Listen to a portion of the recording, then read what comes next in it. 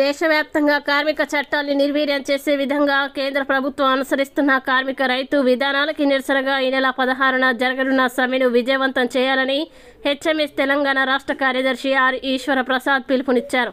సంగారెడ్డి జిల్లా పటాన్చెరు నియోజకవర్గ పరిధిలోని బెల్ హెచ్ఎంఎస్ కార్యాలయం ఆవరణలో కార్మిక సంఘాల నాయకులు సన్నాహక సమావేశం నిర్వహించారు. ఈ నెల 16వ తేదీన దేశవ్యాప్త కార్మికుల సమ్మె గ్రామీణ భారత్ బంద్ కార్యక్రమానికి సంబంధించి ఎంహెచ్ఎస్ కార్మిక సంఘాల నాయకులు పెద్ద ఎత్తున సన్నాహక సమావేశం నిర్వహించారు. ఈ సందర్భంగా హెచ్ఎంఎస్ తెలంగాణ రాష్ట్ర కార్యదర్శి ఆర్ ఈశ్వర ప్రసాద్ కొల్లూరు సత్తయ్య మాట్లాడుతూ దేశవ్యాప్తంగా సంఘటిత అసంఘటిత రంగాల్లో పనిచేస్తున్న కార్మికుల హక్కుల్ని కాలరాసేందుకు కేంద్ర ప్రభుత్వం ప్రయత్నిస్తోందని వారు ఆందోళన వ్యక్తం చేశారు. కనీస వేతన చట్టాల్ని ప్రభుత్వం అమలు చేయడం లేదని, కాంట్రాక్టు కార్మికుల్ని పర్మనెంట్ చేసేందుకు తత్సారం చేస్తుందని వారు తెలిపారు. ప్రధానంగా కార్మికులు రైతుల హక్కుల్ని పూర్తిగా నిర్వీర్యం చేసేందుకు కుట్ర పన్నుతోందని అన్నారు. దేశవ్యాప్తంగా ఉన్న కార్మికుల హక్కుల్ని పరిరక్షించేందుకు ఈ నెల 16న నిర్వహిస్తున్న సమ్మెను విజయవంతం చేయాలని కోరారు. ఈ కార్యక్రమంలో కార్మిక సంఘాల నాయకులు కంది శ్రీనివాస్, నరసింహ, జగన్, నరేందర్ తదితరులు పాల్గొన్నారు.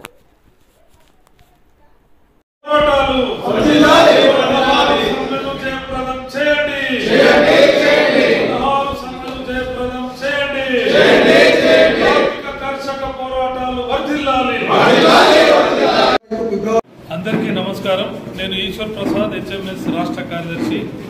పటాన్చెరు పారిశ్రామిక వాడలో ఉన్నటువంటి ఇక్రిసాట్, డిహెచ్ఎల్, శాండ్విక్, సెంచరీ, అట్లాగే మన ఈ కార్మిక సోదరులందరూ ఈరోజు సమావేశమై 16 నాడు ఒకరోజు సమ్మెలో పాల్గొనాలని మా సంఘాలు ఇక్కడ ఉన్నటువంటి పారిశ్రామిక వాడ సంఘాలు నిర్ణయించినాయి. కారణం ఏంటంటే దేశవ్యాప్తంగా కార్మికుల యొక్క చట్టాలు 44 చట్టాలను తీసేసి 4 కోడ్లని మా హక్కులు తీసేస్తున్నారు.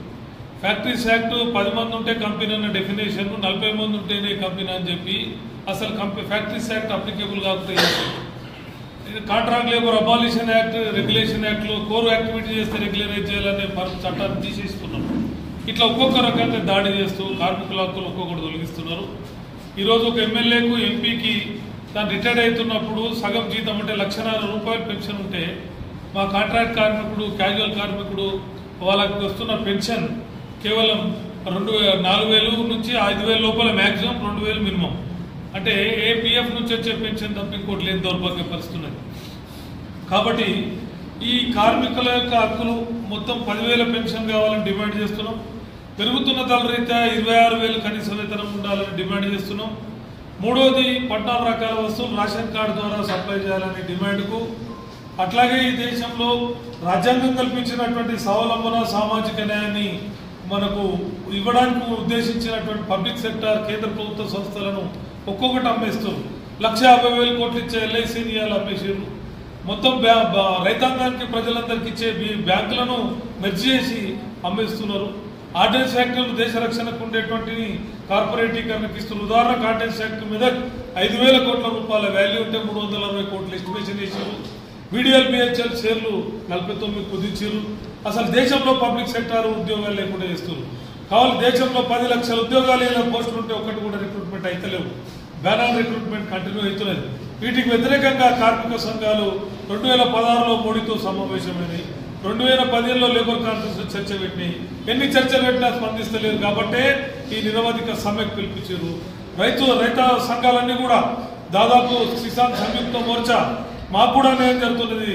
కనీస మద్దతు ధర కోసం ఢిల్లీ బార్డర్లు నిర్బంధించి మౌలలపై నడిచి 700 మంది ప్రాణాలు కోల్పోయి పోరాడినటువంటి రైతు సంఘాలకు కనీస మద్దతు ధర, అట్లాగే వ్యవసాయ కార్మిక చట్టాలకు హామీ ఇచ్చిన మోడీ మాట తప్పిండు. కాబట్టి వాళ్ళు కూడా రైతులు, కార్మికులు కలిసి గ్రామీణ బంద్, భారత కార్మిక సమ్మె 16 ఫిబ్రవరి జరుగుతున్నాయి. పటాన్చెరు పారిశ్రామిక వాడలో ఇక్కడ ఉన్నటువంటి హెచ్ఎంఎస్ అనుబంధ సంఘాలన్నీ క్రియాశీలకంగా ప్రతి కంపెనీలో మీటింగ్ పెట్టి ఆర్గనైజ్ చేసి ఈ న్యాయ పోరాటాలను తీసుకెళ్తున్నాయి. ప్రభుత్వం ఏమనుకుంటుందంటే కేవలం మేము ఒక రాముని ముందట పెడితే మొత్తం ఎన్నికల్లో గెలుస్తాం అనుకుంటుంది. నా భూటాన్ బడ్జెట్లో ₹1 కూడా ప్రజలకు పెట్టలేడు. రాముడు అంటాడు, మోడీ గారు పుట్టక ముందు నుంచి మా తాత నుంచి రాముడు ఉన్నాడు, కవితమ్మ పుట్టక ముందు నుంచి బతుకమ్మ ఆడిన మా అమ్మమ్మ కూడా. వీళ్ళు రాజకీయ నాయకులతో రాముడు రాలేడు. రాముడు అంటాడు సనాతన దైవం. కాబట్టి రామునికో పేరు చూపించుకునే వ్యవస్థ నీకు జరగదు. ఈరోజు హర్యానాలో, ఢిల్లీలో మన తెలంగాణ రాష్ట్రంలో చెన్నైలో ఎక్కడైనా ప్రజలు చైతన్యంతో ప్రజా వ్యతిరేక విధానాలు నడుస్తున్నారు. కాబట్టి 16 సమ్మె అనేది ఈ ప్రజా వ్యతిరేక విధానాలకు వ్యతిరేకంగా జరిగే పోరాటం.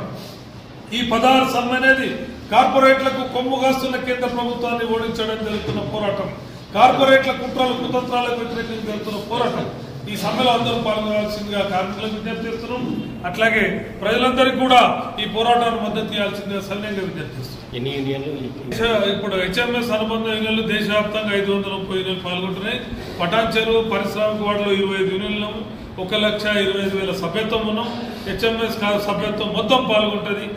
పటాన్ చెరువు పారిశ్రామిక వాడ సంఘాలివి ఈ ఏరియాలో వీళ్ళు పాల్గొంటారు. సంగారెడ్డి సాయంత్రం ఉంది, వాళ్ళు సిద్దిపేటలో, జైరాబాద్ లో, వికారాబాద్ ఎక్కడ సంఘాలందరూ ఆర్గనైజ్ చేస్తున్నాం. ఈ 16 రోజులు జాతరలు నిర్వహించి ఆర్గనైజ్ చేసి ప్రతి కార్మికుల ఉద్యమంలో రంగాలు ఉంది. కూడా కలంపూర్లో అట్లాగే టేక్ మాల్లో అందోల్లో మాకున్న సంబంధాల ఏరియాలకు వెళ్తున్నాం. జైరాబాద్ లో చెరుకు రైతుల సంబంధ ప్రాబ్లమ్స్ ఉన్నాయి, ఆ చెరుకు రైతుల మీటింగ్ కూడా పెడుతున్నాం. ఈ 16 రోజులు ఒక్కొక్క ఏరియాలో ఒక్కొక్క మీటింగ్ పెట్టి కార్మికుల్ని రైతుల్ని చైతన్యపడుతూ రైతు సంఘాలు వాళ్ళు కూడా చెప్తున్నారు. సంయుక్త మోర్చా అందరం కలిసి ఆ రోజు భారత్ బంద్ కు ప్రయత్నం చేసి ప్రభుత్వం అనేటువంటిది కేవలం అదానిని చూసినాం మనం. ప్రపంచంలో వాడు అనలైజ్ చేసి చెప్పిండు, ఇప్పుడు 1,50,000 కోట్ల డబ్బా ఉన్నాయి మొత్తం స్కాన్ చేసిండు, ఈ స్టాక్ అమౌంట్ చీట్ చేసి అని చెప్పాడు. వాడికి నంబర్ 1 మోడీ సపోర్ట్ చేస్తున్నాడు, అంబానీ అదాని లాంటి. కాబట్టి వాళ్ళు కాకుండా కార్పొరేట్లు కాకుండా ప్రజల కోసం పనిచేసే ప్రభుత్వం రావాలనేది కార్మిక రైతు సంఘాల డిమాండ్. హెచ్ఎంఎస్ తలపెట్టినటువంటి జాతీయ స్థాయిలో కార్మిక సంఘాలు ఏవైతే కార్మిక ప్రయోజనాలను దృష్టిలో పెట్టుకొని సమ్మెకు భారత్ బంద్ పిలిపించిందో ఏ మేరకు హెచ్ఎంఎస్ బలముందో ఆ మేర ఖచ్చితంగా కార్మికులను ఆర్గనైజేషన్ చేసి సమ్మెలో పాల్గొనడానికి ప్రయత్నం చేస్తామని సందర్భంగా తెలియజేస్తూ, కానీ అందుకు భిన్నంగా ఏదైతే పబ్లిక్ సెక్టార్స్ ఉన్నాయో, బిహెచ్ఎల్ లాంటిది ఈ కంపెనీలు ఉన్నాయో, కార్మికులు ఎప్పుడు కూడా ఈ జాతీయ స్థాయిలో ఇచ్చినట్టుగా కార్మికులు దూరంగా ఉంటారు.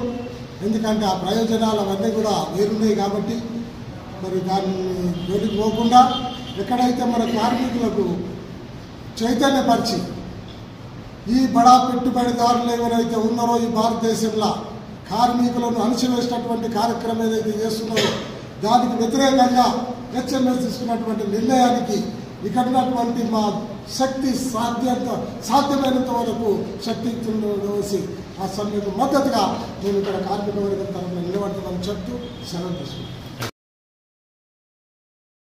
రామమందిరం సందర్శన అనంతరం అయోధ్య నుండి పూజించిన అక్షంతలను ఇంద్రజనులు రామమందిరాన్ని దర్శించుకోవడం తమ పూర్వజన్మ స్వీకరించిన